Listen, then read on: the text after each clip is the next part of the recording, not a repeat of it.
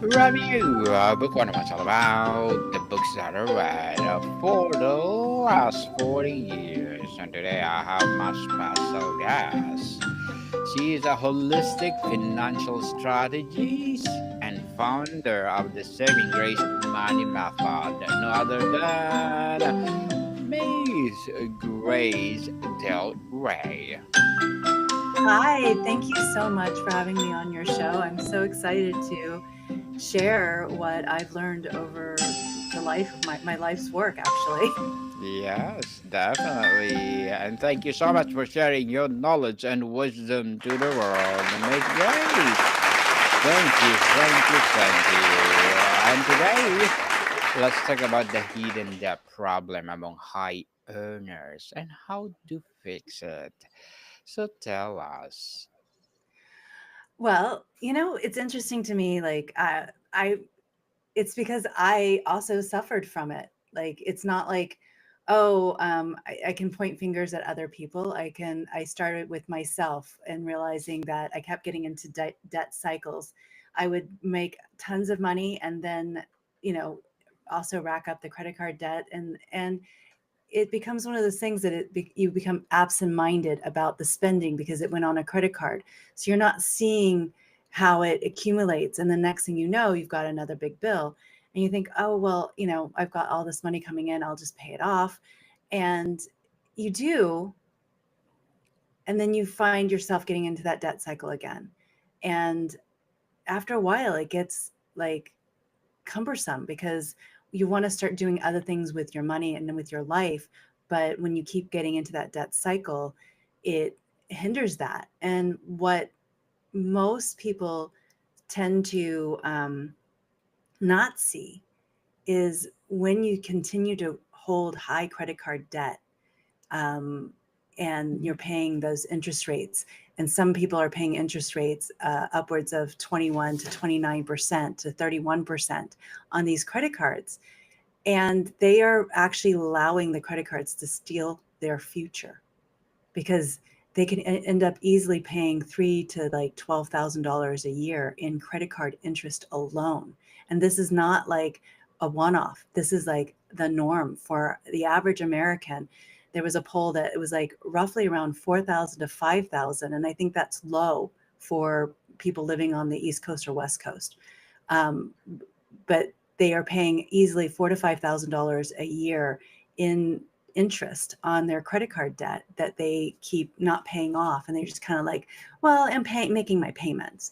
um, and what that ends up doing is that money that you could have been putting towards your your future self, your savings, you could take that same $4,000 or $5,000 that you're paying for credit card for the glamour of using their card, for the ease and effort, and put it into your savings. And in 10 years, you'd have, 60, $70,000 not having to work extra hours just by putting that money away and not being in debt and not carrying in debt.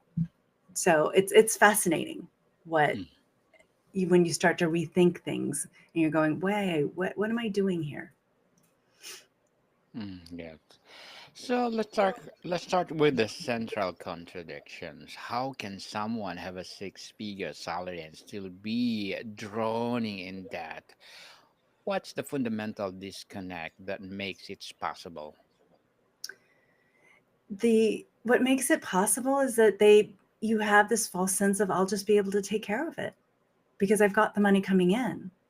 I'll be able to take care of it. And like for example, I've had a couple of different clients that are in the service industry as lawyers and dentists and medical doctors, and they have these beautiful degrees, and they've spent all this time curating their service, what they provide in terms of whether it's a practitioner, a doctor, or a dentist or a lawyer. And they've taken all this time to really get the knowledge and learn how to practice their service, right? And they will go to the banks, and the banks will give them credit cards, they will give them loans, and they will get them going in their business, which is great, except they didn't really learn how to manage their business, nor did they learn how to manage their life in terms of having all this money. And that debt and their lifestyle starts to add up when they're not conscious of like, where am I choosing to spend my money? Because now I've got all this money, extra money, I can do anything with it.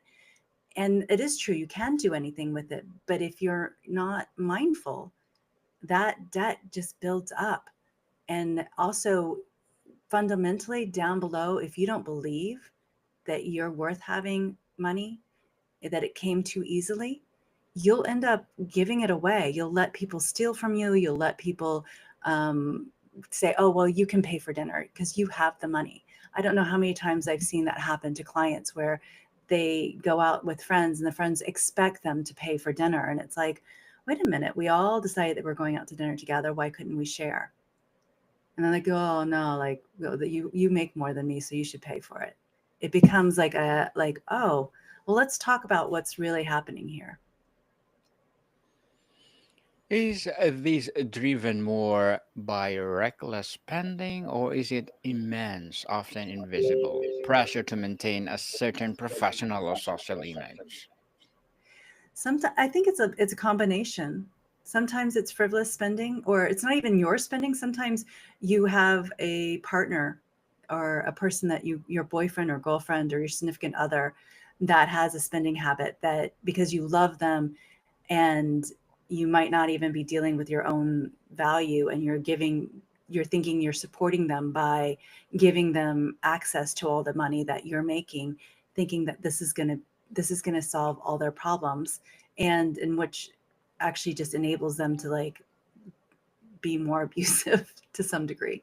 And what else happens is that you get lost in it, right? Like you get lost in like, oh, well, there's this and this, there's so many choices.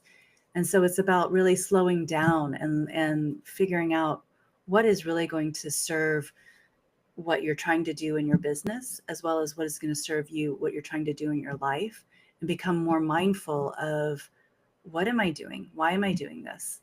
Why am I spending this money? It's not to say that you can't go and buy yourself new shoes or nice shoes. It's about like, did I need 50 of them? Hmm. Maybe not, right? Maybe I Yes, needed yes. 5. But it's actually looking at it and thinking about, well, what do I really need, and where can this money better, the flow of money better serve me and serve what I'm trying to do with my life and with my family. Interesting, Miss Grace. And how much of a role does career burnout play? Are high earners using retail therapy or a luxury experience to compensate for a job that drains them, creating a vicious cycle? Oh yeah. um I had one of my clients was a sweet woman, but she was a shopaholic, and she would easily earn, 6 or 7 figures a month, and she would easily spend 6 to 7 figures in shopping a month. And she would have reasons for it, like I can't wear the same shirt or pants. But if you looked in her closet, she only had white shirts. So her costume that she wore to all of her um, outings at the fancy restaurants that she met her clients at was a white, crisp shirt with a pair of blue jeans and, a spectacular bag, handbag and shoe footwear by name only. And she looked fabulous in them by far, yes. But would I be able to tell the difference between one shirt or the other? Maybe my uneducated eye would not. And I'm not guessing other people would be paying attention to it either. But she would be like, oh, well, I'm going to return them. And I only wore them once. And it was like, no, my friend, why do you need to spend all of that? Like, you're making just enough to cover your bills, and then you're overindulging, which now is putting you into further and further debt, and then you're having to have family members bail you out every single time. And it's like she didn't want to look at, and it's hard to look at, like that feeling of emptiness, like I'm not enough. going into those emotional places and realizing like the reason I'm spending so much is because I don't feel like I'm worthy. I'm going to prove that I'm worthy by putting on fancy clothes and going to fancy restaurants and having expensive cars and products, because if I look really good and that everybody thinks I look really good, that must mean I'm important. I must mean something to them. And at the end of the day, it may have that effect for a moment, but in the longevity of it, not really. Interesting, Miss Grace. For high earners in cities like New York, San Francisco, or London, is a high income simply a prerequisite for a middle class life, or making savings and debt freedom nearly impossible?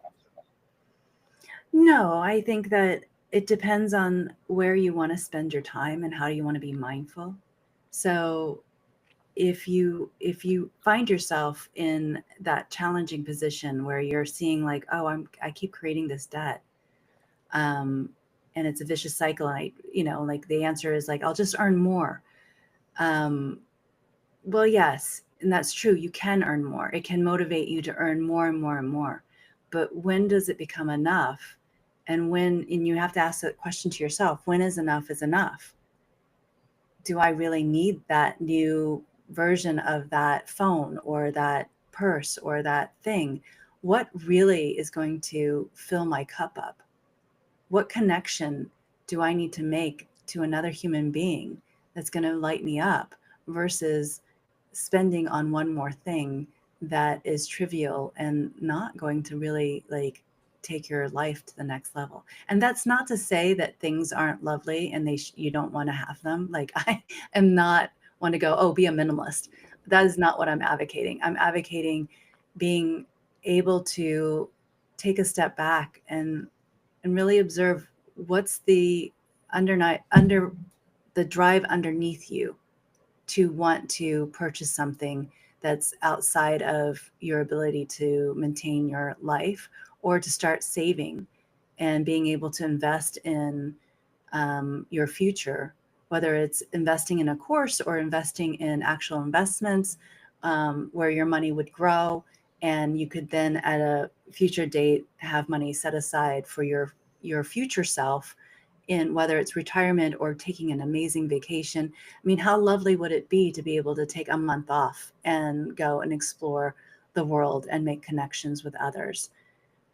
And that's possible if you make that your desire and that's what you're going to put your money aside for, instead of the extra coffee or the extra handbag or the extra pair of shoes, or like starting to figure out what it is that you really want to spend time with, whether it's having that fabulous vacation with your family. Like if you have a family of 4 and you want to be able to like really take the time off to connect with them instead of always having to be on the run, what would that look like? Miss Grace, is it their assumption that because someone is smart and successful in their field, they automatically understand personal finance? Is there a major blind spot? Yeah. Yeah, because I do find like there are people that they're highly educated and sometimes they go, "Oh, I can figure this out myself." And you're like, "Yeah, you can actually figure it out yourself, but you're going to have to take time to actually take courses to figure it out, or you can ask people that already have the knowledge to pay them to share their knowledge with you." But also, there's a lot of shame involved with money because to some degree it's like, oh, you should already know how to do this. And unless your parents were like incredibly smart with money and taught you how to be smart with money too, you're not going to know. It's like there was a time when my son had challenges reading, and he was very observationalist. He looked and he saw all the other all the other kindergartners already knew how to read. They looked like they were doing better than him. And he was like getting, you could see that he was like spinning a little bit out of control with like, they all know how to do it and I don't. Something's wrong with me because I don't know how to do it. And he didn't realize everybody had to learn, and they learn at their own pace. And learning how to manage your money is a learned habit. It's not something that you innately just pick up on. Some people got lucky and had parents or guardians or people that they were able to teach them how to manage their money well at the beginning of their life. And there's other people that had no training. Their parents were living hand to mouth every day, and in survival mode. And that's what they learned how to do. And that's what they continue to do. So it's learning how to not only see what patterns you were taught, but how you can then actually take steps to break that pattern and create a new pattern for yourself and for your family and for your legacy, moving forward, by really taking stock of like what is true and what's not true. Do I have to work really, really hard to earn money, or can I find ways to make money flow easily and effortlessly? I like that, Miss Grace. Earn money effortlessly. Oh, how can Right? we Doesn't do it feel that? better? Yes. Yes, it can happen. Yes, It can flow. put that in your mind first. So, Miss Grace, as a holistic financial strategist and founder, what are your short-term and long-term goals? My short-term goals is just getting the word out of how powerful people are in their own rights, in their own mind. If you are the guardian of what is in your mind and what is coming out of your mouth, you actually can enroll the world to create your own space, create your own life in a way that is aligned with what you're wanting to create. And things fall into place faster when you're able to speak your truth, when you're able to also like stop the um the negative talk of like, I think like one of the old beliefs that I had was you had to work hard for your money, meaning I had to work 80 hours. It wasn't going to be handed to me. I had to go knocking on the doors. Versus the way I live now is money flows easily and effortlessly to me in expected and unexpected ways. And the more I speak into that, the easier clients come to me, the easier opportunities open. And I want to share that with as many people as I can, because the truth is, we are powerful beings and we have the right to create heaven on earth. So that's my short term goal. My long term goal is to create a legacy where I can help everyone rise up and make a planet worth living on, that they feel um, won and amazed and enlightened and creating gold light wherever they go. Yes. Good luck to your goals, Miss Grace. And for sure, I will say that always to myself from now on. I will earn millions of money effortlessly. Is that the right thing to do? Yep, it flows easy and effortlessly in expected and unexpected Yes. ways, right? Yes, in unexpected ways. I like that, Miss Grace. Thank you for empowering us and good luck to your goals and more success. What would be your piece of advice for those people out there want to be a financial as a founder? One piece of advice is don't, I would say it's more about taking a breath and uh, don't allow your prior mistakes to dictate your future. So if you made a mistake and obviously if you've created a debt cycle, to not say, well, I'll always be bad with money, or or make that a belief that carries you forward, because those mistakes got you, they were learning lessons and stepping stones to the greatness that you're becoming. And it's part of the process. And then by identifying that it's part of the process, and actually identifying what you learned from it, and where you can grow from it is powerful. And you can dust yourself off, pick yourself back up, and you can supersede anything that you've ever thought you could do before by just purely believing in yourself and asking for guidance everywhere. Asking people like, what do you do? How did you do it? What's next? What's next? And figuring out your next step, um, through understanding that you are becoming your next best self. Becoming the next best of yourself. Definitely. And thank you for that advice, Miss Grace. And can you please recommend a book or books that influence you, Johnny? Oh, I love Gay Hendricks' The Big Leap.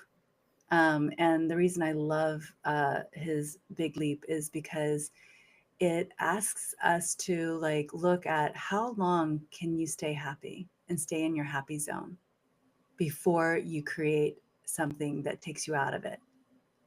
As simple as like today you're having a happy day and you think, oh, but I've got something to do on such and such day, or tomorrow's Monday, and that instantly takes you out of your happy vibration and into a lower vibration.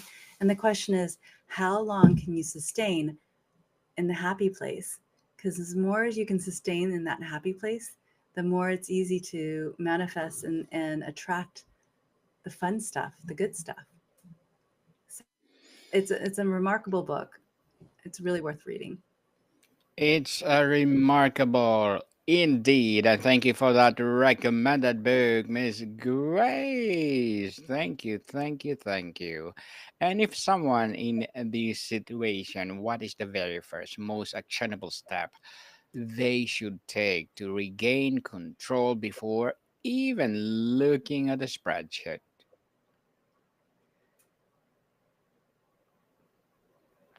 I guess really just there's actually a fun book I wrote, um, that it's called Small Wins. I mean, Small Steps, Big Wins. Small Steps, Big Wins, and you can actually find it on my website and purchase it there. And it's a little game of redirecting how you spend, so that you can be be mindful every day of where you're spending your money, not out of judgment, because as you judge yourself you kind of obviously you bring yourself out of your happy zone when you start judging yourself, but actually being just aware of like, oh, I have choice. These $5 that I'm spending today, or if you're going to a fancy coffee shop, and there's nothing wrong with buying a coffee, but then or fancy coffee and some pastries. But the question is if you did that once in a while, great. But if you're doing it every day, if you made a small change, how much would that money, if you were able to redirect it to something that you want to do, like for example, take a month off and go explore Bali and the Indonesian islands. Like if you wanted to do that, what would it take, and what different things would you get to alter so that you can see daily those little changes add up to a big win, and how quickly you will actually create that experience for yourself by taking small actions every day. Interesting, Miss Grace, and thank you for your all knowledge that you are shared to us today. So before we wrap up our discussion, I'm inviting you to please do listen to my other podcast, people, because my Abstract Essay is already in fifth season. Abstract Poetry in second season. I'm a Book 101 review in fifth season too. Comedy 101 in third season. A Movie 101 review and Food 101 in its fifth season too. Geography 101 Love Letters. Movie 101 and Music are in fourth season, and my baby podcast, Law 101, Mental Health and Bible Verses 101, and Science 101 and Sex 101 in second season. Please listen to them wherever you listen your podcast. So, Miss Grace, once someone has climbed out of this hidden debt, what unexpected strength or financial clarity do they often gain that makes them even more powerful and successful in the long run? Their perseverance, their self-confidence in terms of like taking a situation that might be negative and turning it into a positive situation. Because if you're climbing out of, whether you're climbing out of $5,000 or you're climbing out of $100,000, um, it is momentous and it's changing your habits. And if you can change your habits in one place, you can change it in every place in your life. Interesting, Miss Grace, and thank you so much again for sharing your knowledge and wisdom to the world. So, can you please invite our listeners to support your advocacy, your projects, or your business itself? Thank you so much, Daniel. I really appreciate this opportunity. You've been a lot of fun, and thank you. Yes. So, where do people can reach you, Miss Grace? You can reach me at sgbsconsulting.com. That's sgbsconsulting.com. And there is you can schedule a meeting with me. I would love to talk to you more about money. Yes, money, money, come to me and I will earn money, millions effortlessly in what? In unexpected way. Is that the correct thing? Expected and unexpected ways. Yeah. Expected and unexpected ways. Miss Grace, thank you so much. Yes, people, let's support Miss Grace Del Rey, because if you support her, for sure, more and more empowering financial advocacy will rise. So, Miss Grace, thank you so much for your time. Thank you. Thank you. Modcom people, see you soon.